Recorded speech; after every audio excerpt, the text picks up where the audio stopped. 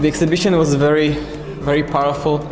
It provides a visual representation of the harsh conditions and the horrors that they are in.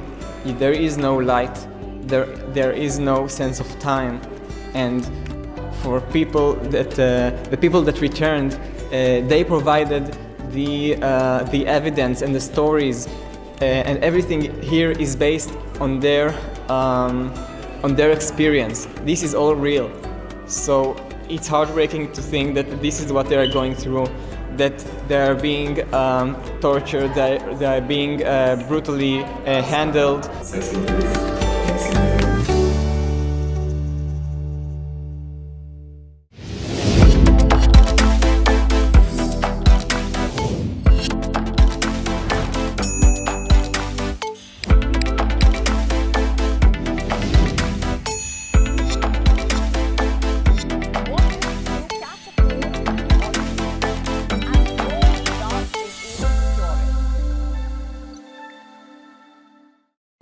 The stress of our world can take a toll on our physical and emotional health. Here, in New York's Catskill Mountains, lies a luxurious place of healing called Yo1 Wellness Center.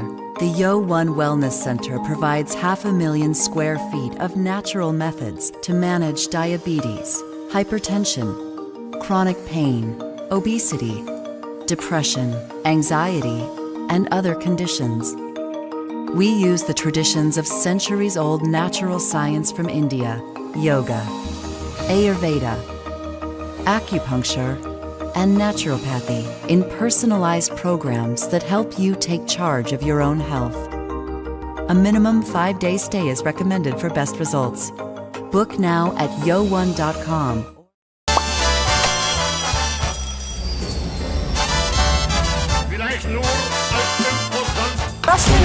We are one, you and I, burning in the sun, rising in the rain, one in celebration, one in pain, one in a tragedy, one for our rights, one in search of hope, one in our fights.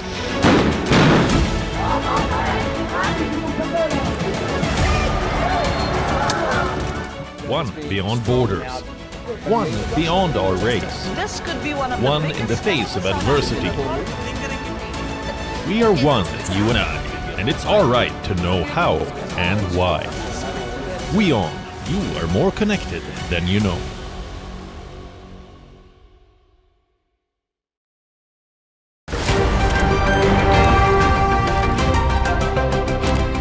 Ready to dive into your daily dose of news? Bringing you what's trending in the West and all that's setting trends in the East. And all of this served up with a side of insightful banter. We don't just bring you the latest stories. We bring you your talking points for the day. And while you do that, from the busy streets of New York, I will provide you with deeper insights on the developments through the course of the day in the U.S. From New York, we get you to the sandy shores of Durban, where I'll bring you all the glitz, glam, and happenings from the world of showbiz. Welcome to the Eras Tour. And I will be here at the WION headquarters, getting you all the action from the universe of sport. All that you need to know about your favorite teams and players, right here. The show that keeps you ahead of the global curve. A conversation you'd want to be a part of. A place where news becomes an engaging exchange. We bring you stories that impact your present. This is World DNA. Join the conversation.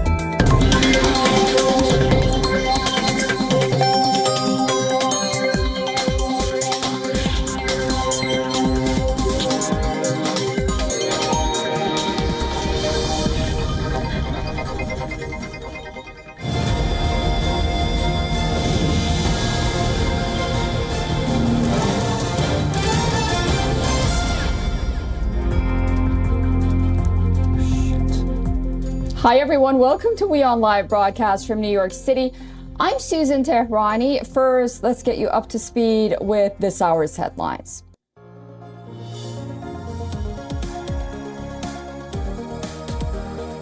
The Houthis target a Greek-owned cargo ship off Yemen with a missile while it was transiting the southern Red Sea northbound as tensions escalate in the Red Sea region.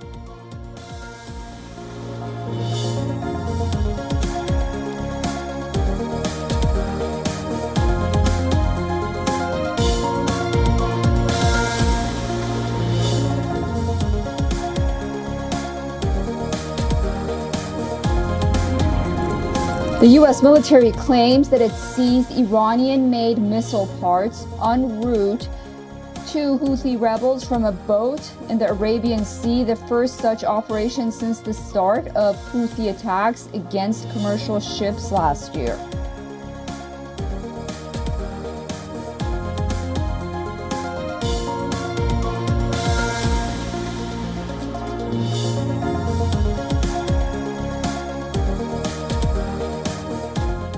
Confrontation grows between Iraq and Iran. Iraqi National Security Advisor dismisses as false Iran's claim that it hit an Israeli intelligence base in an overnight missile strike in the Kurdish regional capital, Erbil.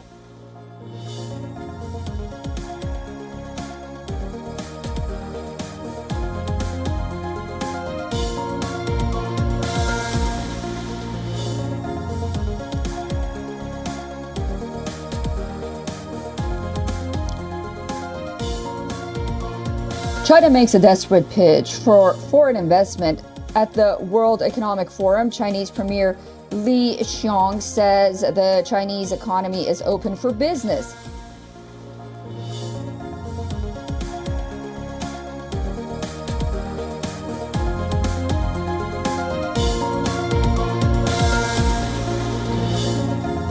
Jose Mourinho is sacked as manager of Italian club AS Roma after a poor run of results.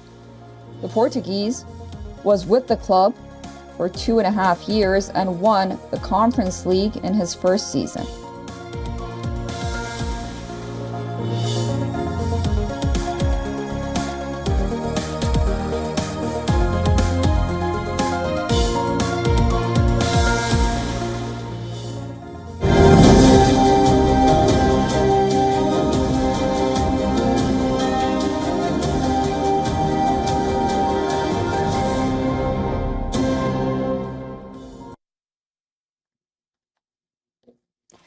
All right, let's start you off with the big news here in the United States, and that is with what happened in Iowa. Former U.S. President Donald Trump has won the Iowa Republican caucuses. Trump won 51% of the votes, giving him the largest margin of victory in the history of the state's Republican caucuses. Ron DeSantis, the Florida governor, secured a distant second place finish with 21% of the votes, while Nikki Haley, the former South Carolina governor, trailed in third place with 19%. Trump's history-making victory in Iowa intensified skepticism that any of his opponents will be able to overtake him in the Republican primary, despite the 91 felony counts against him. Trump has maintained a consistent and significant lead in the 2024 U.S. race, and the Iowa results underscore his enduring popularity with his Republican base. Entrepreneur Vivek Ramaswamy, who came in last in Iowa, quit the 2024 race and has endorsed former President Donald Trump, while Nikki Haley clarified earlier that she's not interested in the post of vice president. No one's asked her, however. More than 1,600 precincts in Iowa held Republican caucuses this year. Unlike the primary elections, the caucuses are being conducted by political parties and not the state government. Historically, presidential candidates have looked to the Iowa caucus to help launch themselves to nominee status, but the Iowa caucus hasn't always been the best predictor on who will be the party's nominee, even less so at predicting who will be the president. Despite that, the caucus outcome frequently provides an advantage to the winners, often narrowing down the field by prompting underperforming candidates to exit the race. All right, for more on this, we are being joined by John Christopher Bua, White House correspondent for real political news. He's joining us live from Washington, D.C. John, great to see you and welcome to WION. What a night it was last night. Really one of the shortest caucuses, if not the shortest in Iowa. So now we move on to New Hampshire. What do we expect from New Hampshire, considering the fact that it's a lot more moderate than Iowa? It's a real primary, and Nikki Haley seems to be very confident. Can you tell us and our international viewers what's at stake?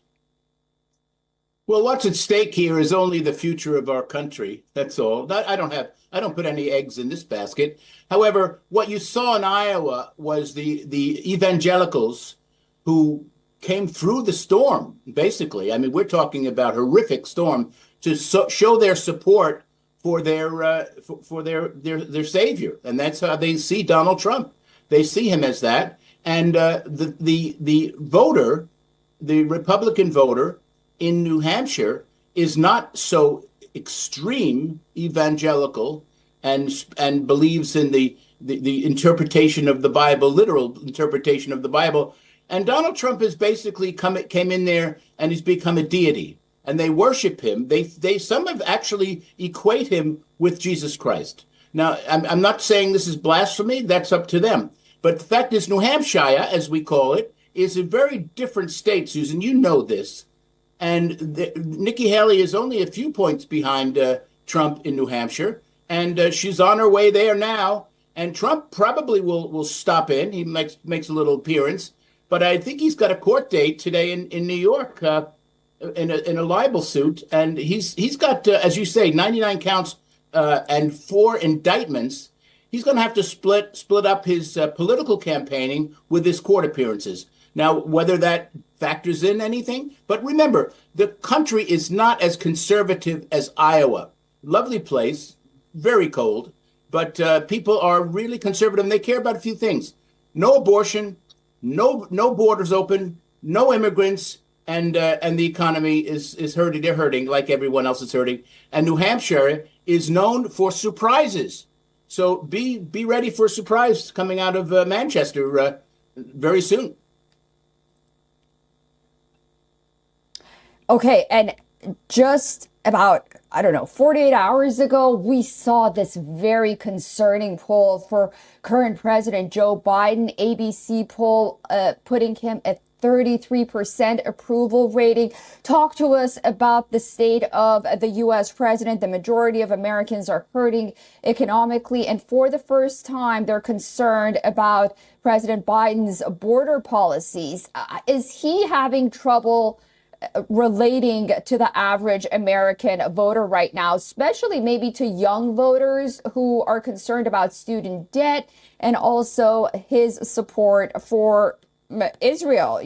These young voters, they're very passionate about what's happening in Gaza. Yes, I understand that, and the president understands that, and this White House understands that. And the Secretary of State, Blinken, understands that. And it is a crisis. It's a terrible thing that what happened on October 7th and continues to happen. And the president is pained by this.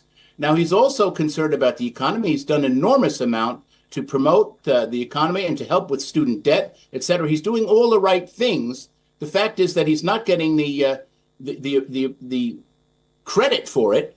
And that has something to do with his message and who is sending out his message. But I have a feeling Joe is going to get a little tougher. And especially when he sees this result, he realizes that he's got a formidable opponent.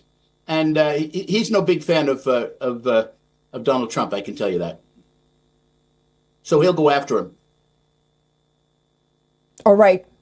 Great. Christopher Bua, it's always great to talk to you. Thank you for that perspective. And I look forward to speaking to you again very soon. Thank you, you will, and God bless you all at WION. You're the best. Thank you. All right, we have our correspondent Kate Fisher joining us from Washington, D.C. Kate, great to see you. What a historic night it was last night. 99 counties all spoke in Iowa in favor of former President Donald Trump. He didn't expect that. We saw that during his speech, and we certainly didn't expect calling it for him half an hour into the caucus. But, you know, ultimately, Iowa, as we've said time and again, is really not an indicator that the person that wins is ultimately going to be the nominee or even the president. New Hampshire seems to be a different beast. Ron DeSantis came in second. Can you talk to us about how Americans feel right now about Ron DeSantis coming in second, and whether or not you think, talking to people, that he even has a chance in the Republican Party?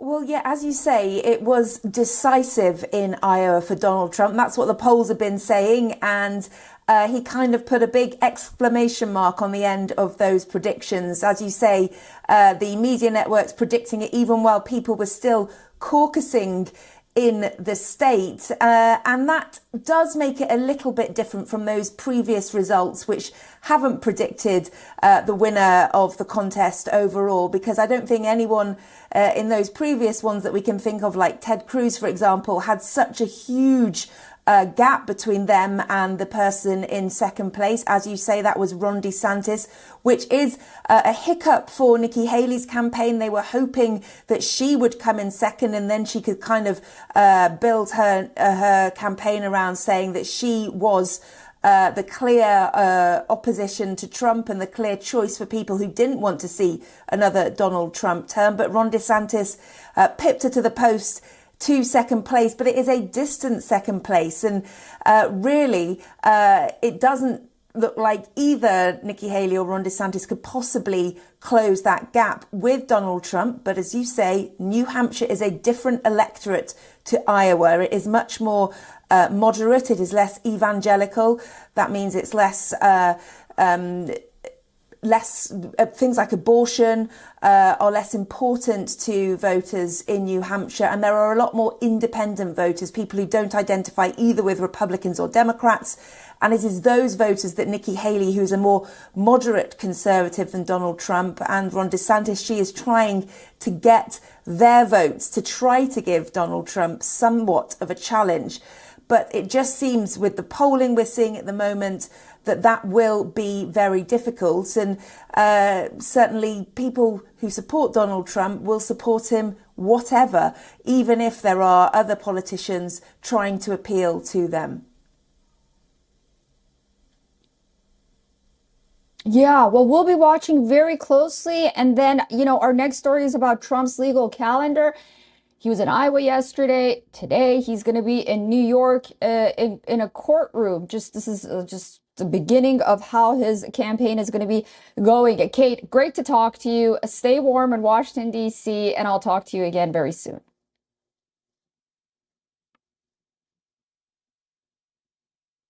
The victory in Iowa has placed former U.S. President Donald Trump in a comfortable position.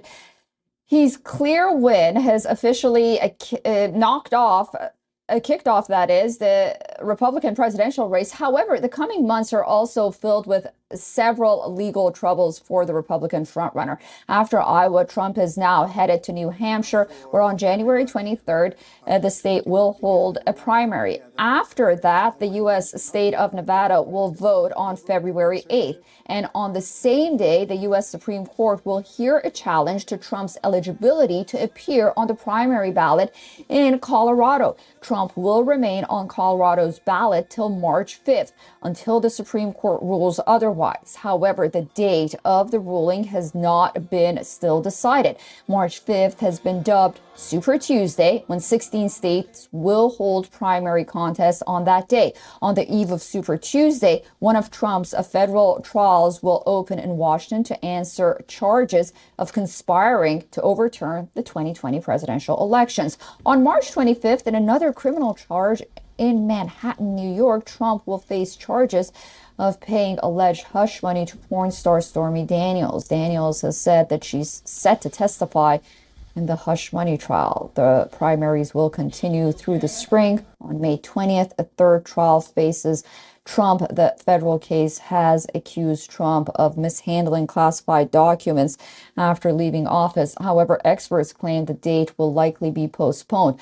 Trump's final criminal trial, that is, in Georgia, does not yet have a date.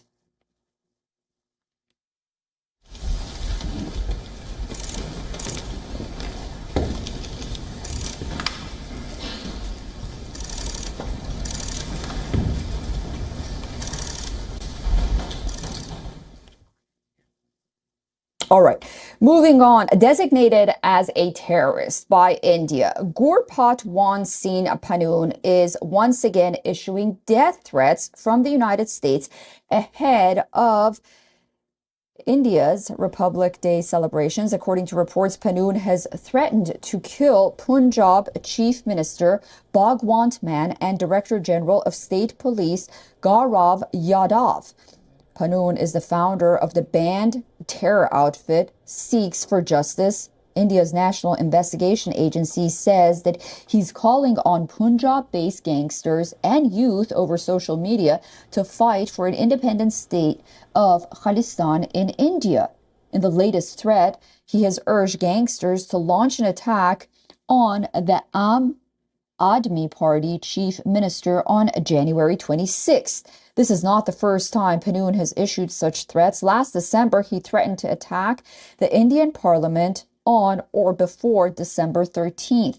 In November of 2023, Panoon asked Sikhs not to fly in an Air India aircraft after November 19th, claiming their lives could be in danger if they did. And in September, Panoon reportedly asked Hindu Canadians to leave Canada over the killing of Khalistani terrorist Hardeep Singh Nijjar.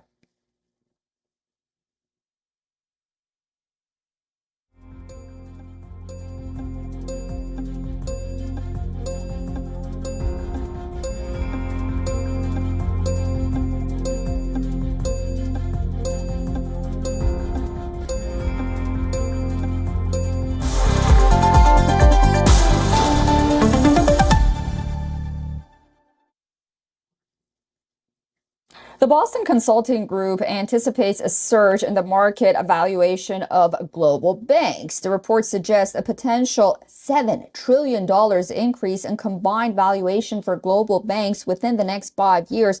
The projection comes against a backdrop of widespread pessimism fueled by a significant drop in profitability and banking crisis last year. As of 2022, approximately 75% of bank stocks displayed price-to-book ratios below 1. This tells us that majority of banks are struggling to earn more than the costs they endured. Comparisons with 2008 levels revealed that price-to-earning multiples have dwindled by almost half. The report emphasizes that despite obstacles, the sector could witness a substantial transformation if banks strategically focus on growth and improve price-to-book ratio while acknowledging hurdles such as increased capital requirements and heightened competition from fintech players. The report underscores the potential for change, even with the acknowledgement that a complete return to pre-global financial crisis profitability is unlikely. The report outlines how strategic investments in productivity could pave the way for a new era in banking.